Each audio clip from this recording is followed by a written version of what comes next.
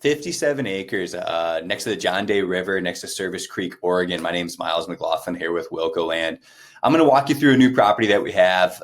I love this property. It's a really cool piece of land that we picked up here in Wheeler County, Oregon. So just kicking it off, I'll click through some property photos. I'll talk a little bit about our business. I'll talk about, what a guy could do with this property, who the target audience is, how to access it, how you can do your own viewings and all that good stuff. So just stay tuned. I'll cover a lot of those common questions and FAQs in this video and talk a little bit more about what I know through my due diligence with the property. So this is the property, right? I sent a photographer out here. This imagery is of the property. This is what you're going to see when you go out to the land. Obviously, there's drone photos that are showing views of other areas, but to the right of the road right here on the right side of my screen here, that's the property. We're running down here in this, like I said, really cool. When the photos came into this property, I've been to a lot of areas we sell land. I've never been to this neck of the woods. And this is something special. This is our property here on the left-hand side of the road. And something special. It's really a cool area. I'm going to get into a bird's eye view. Look at that. So I think this is our lot running along here, there. So we've got vegetation on our property. Service Creek runs through our property. This is definitely our lot that the photographer is taking a picture of. Service Creek runs through the property, and Service Creek actually runs into the John Day River from our property. And so, you're just walking distance to the John Day River. Here's an aerial so you can see that there. So I want to jump into a bird's eye view, just giving you an idea of where we're at on a map here. This is Redmond. This is Bend, Oregon. Not too far out of Portland, Mount Hood National Forest. This is John Day.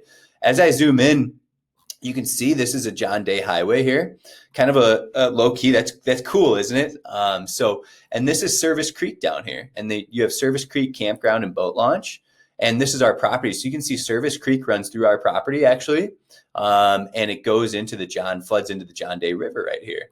And as we zoom in, you can see this is clearly a popular area for recreation. People are posting photos and whatnot online of them recreating down here at this campground, right? And so you can see when we talk about this land investment, I think a target audience, I think you've got the potential to maybe build something. You're gonna have to go through that building process and determine what you want to develop, right? Some people will just be thinking about small 800 square foot, tiny home that has no utilities, just an off-grid type of prefab, or maybe a yurt, or teepees, glamping teepees, stuff like that. Some people might just be trying to make their own glorified campground. They don't want neighbors. They want a 57-acre campground. They want to hunt. They want to fish. They want to recreate, right? They want to hold a long-term land investment that's going to hold value in the U.S. here. On top of that, you're walking distance to like whatever this is, a stage stop. So you can see what type of buildings people are building. So it looks like this is maybe a lodge, like a motel or an inn that people crash at. Then you've got, I think maybe this company owns the same thing, but if you zoom out, you've got the cafe and the store. So, this is a traveled area, right? You've got, all your fishing supplies, you've got some good beer, bad food, right? I think that's their slogan at this place. If I remember looking, warm beer and bad food is what they've got. So, open 8 to 8, right? So pretty local divey spot here. How cool is that? A Western town out here in Central Oregon. So, don't worry about bringing too much food to your campsite if you develop on this 57 acres. So that's a cool spot. And so I just wanted to show you some of these pictures for those that might be buying sight unseen, or for those that don't know the area very well.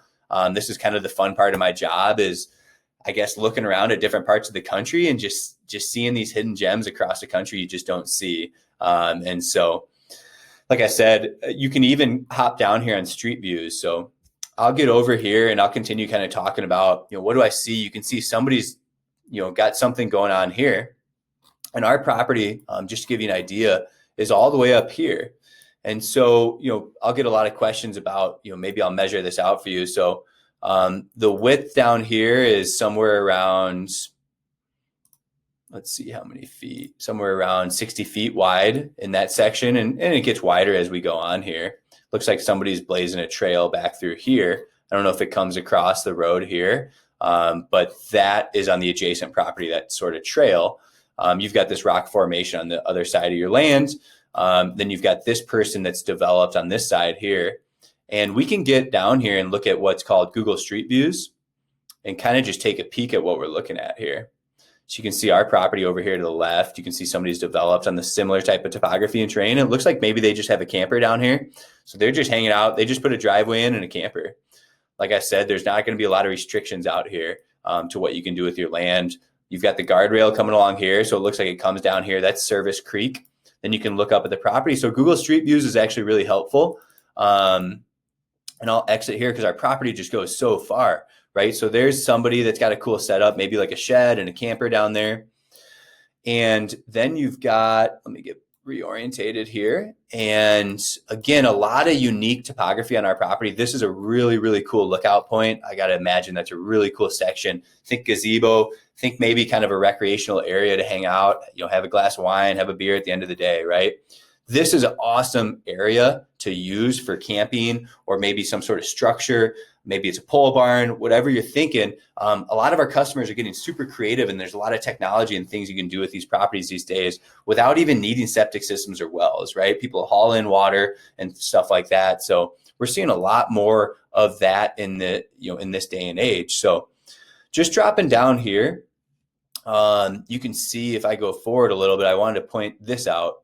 So right here to your left is going to be what I believe is going to be a good access point for viewings, and also just a good turnoff off the highway here. So this is going to be there's this large area, and there's a lot of shelves on the property too.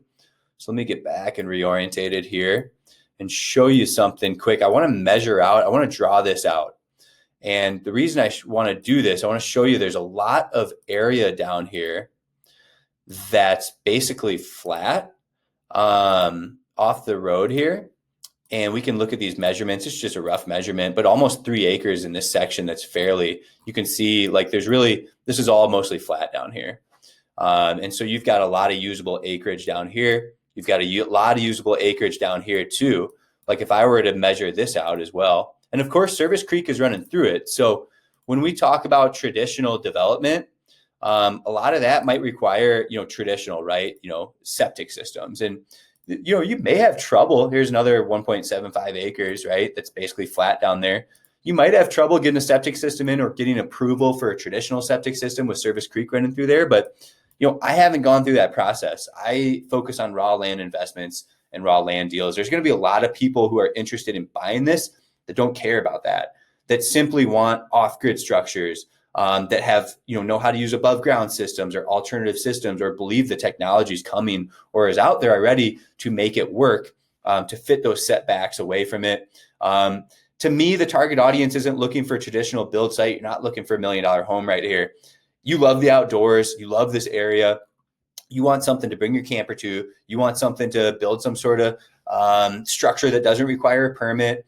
Right? You want something to recreate. You want something to hunt. You want something to be around Service Creek, to fish, to hike, to be in this area, right? A special piece of America that's your own. So that to me as a buyer, maybe as a long-term investment, you're building someday, and, up here, I don't know, you got to work with the county on that. You got to make sure that what your plans are going to work on this property. But really, I'm not pitching it as your traditional building lot. I'm pitching this as a recreational property for those interested. So, I do want to touch on one thing. There's a turnoff point that I've talked to Oregon Department of Transportation, and let me just pull this up. It's right here, this document. So I talked to Oregon DOT, and they highlighted this section here. So mile marker 77.86 is what this is. And we saw that on a map. If you remember me showing you that turnoff spot, I believe this is where that is. But this is where you have a deeded access and deeded easement right away, that the DOT will let you have a turn off on the highway with. So that we did confirm with the Department of Transportation. This is where your turn off is going to be, technically speaking. So, and again, that's around that nice usable area that I'd pointed out as well on the map. So, just kind of touching on this, when we go through our listings here, you can see a marketing story. Again, I kind of shared some of the local stuff out there. The last thing I want to touch on is using GPS coordinates to go access a property. So for those looking to go visit, I personally use Onyx Maps every time I go and look at land. So what I would do here is all I did was pull up the GPS coordinates here on Onyx Maps, and it pulls up the property. And you can see it's outlined here. I have the elite version, and it's really helpful when you're out walking the property. And it looks like it's shown as 37.9 calculated acres, which is interesting. So All these GIS systems are different, 57 or 37. It's 57 deeded acres. You'd have to get an official survey. I'm sure this question is going to pop up, almost 38 acres when we're advertising 57. So what's going on is this is the amount of deeded acreage. So at one point when this area was platted out and surveyed, what that means is that's the amount of acreage recorded with the county. That's what the county identifies with this property. When it comes to actual calculated acreage, I think Onyx Maps might be a little bit off because of all this small area up here that's hard to capture that we had talked about. That could be part of the discrepancy.